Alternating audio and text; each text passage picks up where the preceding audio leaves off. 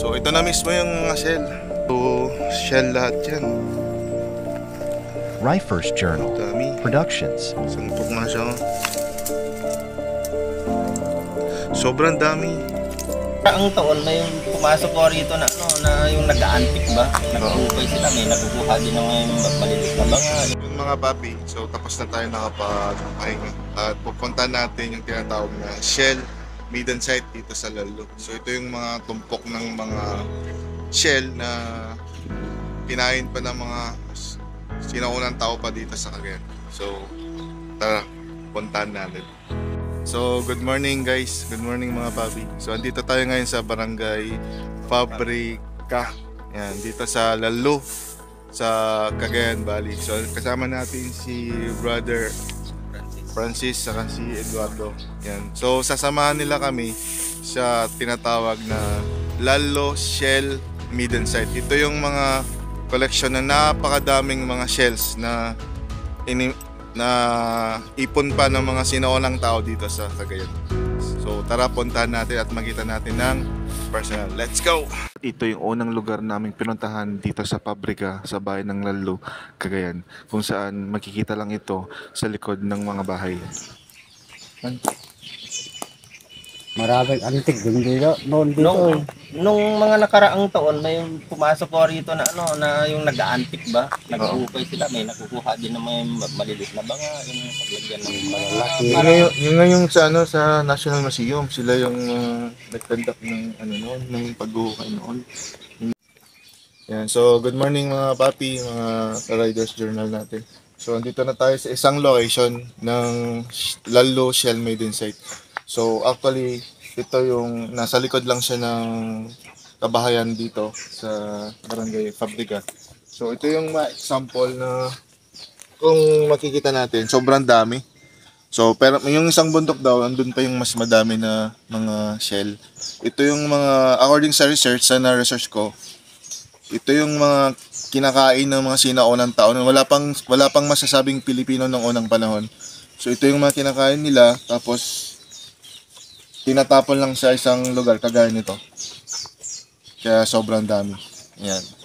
So nakukuha to sa Cagayan River. Yan. Ito mga papi. Kadami. So sa likod lang to ng bahay. Tapos meron pa daw yung kabundok na ano. Yan. Marami hanggang doon sa taas. Nakakalat-kalat lang sila. Finally, napuntahan din natin. Sa Facebook pa lang nakikita saka sa internet. Isang bundok dito sir na puro shell lahat. Noong una, wala pang kalsada. Ano lang yun, parang daanan lang ng kalabaw. Ang ginawang pambato, dahil wala pang bato noon, yung shell, yung shell na mismo. Pang graveling. Oo. Kaya kahit pag dumaan ka sa gabi, kahit walang buwan, maliwanag. Nakikita mo yung daan Kasi mo. puro puti. Yan. So, sinamahan tayo natin ng mga mababait at masisipag na barangay kagawa dito sa Barangay Fabrica. Yan. Dito sa Lalo, Cagayan Valley.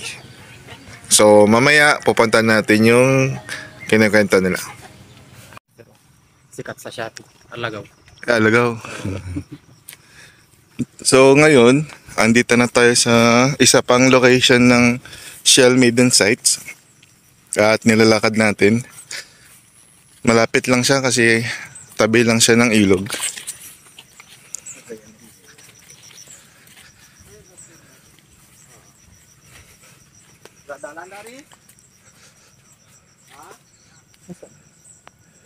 Ayun.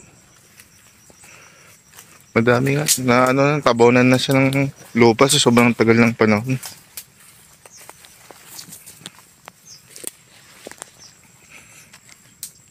Uy, apatot. May apatot dito, noni sa English. Apatot.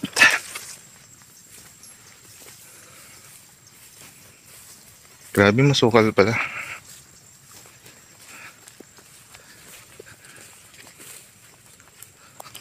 Yan, so andito na tayo sa archaeological sites kung saan dito rin naghukay yung mga grupo ng National Museum. Lahat doon. Ito na nga. Ang dami. Ayan, oh. Yan. Puro shell lahat yan. Oh, dami. Isang bundok siya ng ano. Kunti nga lang lupa nito. Ang dami, oh. Bataya. Ano. Dami, oh. Nagkalat sila. Yan, isang bundok siya ng ano, ng shell.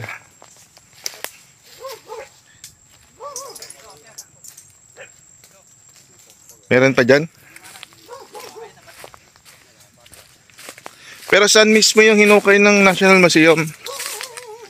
May hinukay sila eh na butas. Oo. May isang bundok siya, oh, dami. Ay. Magandang umaga po, brother. Mga vlogger po, Riders Journal. Gusto ko lang makita person at i-vlog po yung Lalo Shell Maiden Site. Yung nagkuhayan? Oo. Ng National Museum. Pero na ano na, tumubo na yung mga ano, damo. Ito, dami. Ayan, sir. Dito nagkuha ni Ay, dyan. Vargas, dito. Yan hanggang doon. Sino si Vargas? Yung sa National... Yung gobyerno, yung kinagkuhan ng kwan, ng... Ay, yung jandan. Yung sinabi ko, yung graveling. Ah, oo. Graveling. San Lorenzo. Ang dami eh. Meron pa dito. Ayan.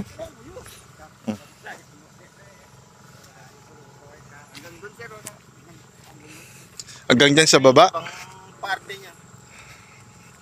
Sobrang dami pala, no? Miningan na yun ito ako, San Lorenzo. Bundok siya ng ano, shell. Dami.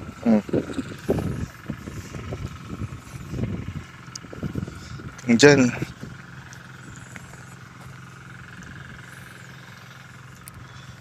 So literal na isang bundok siya.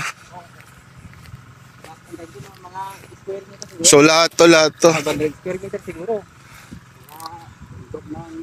Bundok ng shell. So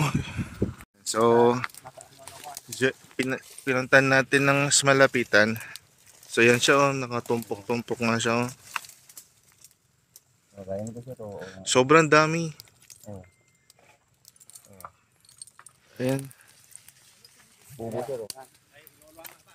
Diba? Ayan siya. Oh. Ang dami. Isang ano. Kasi ganyan mo, sir, buo-buo, sir. Buo-buo siya. Ang dami. Siyan nyo na po para hindi masira yung ano. Marami sir. Ganyan kalaki, oh. Mostly, sir, ganyan kalalaki lahat. Dami. Mga nakatao dyan noon. Yan, so sinamahan tayo ng mga masisipag natin na Barangay Kagawad dito sa Barangay Paprika. So ito na mismo yung shell na noon pa natin gustong puntahan. Yan, so finally nakita na natin ng personal. So nakaka-amaze lang. Yan, so dalawa yung tsuri ang sinasabi nila. Una is natural, ibig sabihin siguro pag bumaha naiipon sila. At isang tsuri is inipon yan ng mga sinao ng tao, kinakain nila at ini-inback dito sa lugar. Ayan siya, puro shell lahat yan. Dami. Oh. Lahat lang kulay puti, puro shell. Ay, naka-video pala. Yan, meron pa dito kahit sa mismong ano, dami. Maisan na yan, oh. Yan. So, sir, matanong ka lang. May ginagawa bang hakbang para ma-preserve itong natural wonders na to? Wala pa kami napalitan. Wala pa naman.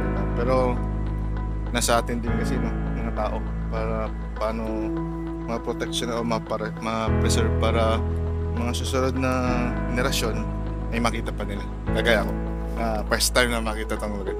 So, yun. So, maraming salamat po sa pagsama po sa amin. Welcome, sir. Yan, sa vlog ko po. Ala Jessica So. Yan. So, this is Paolo, aka Riders Journal. See you ulit next time.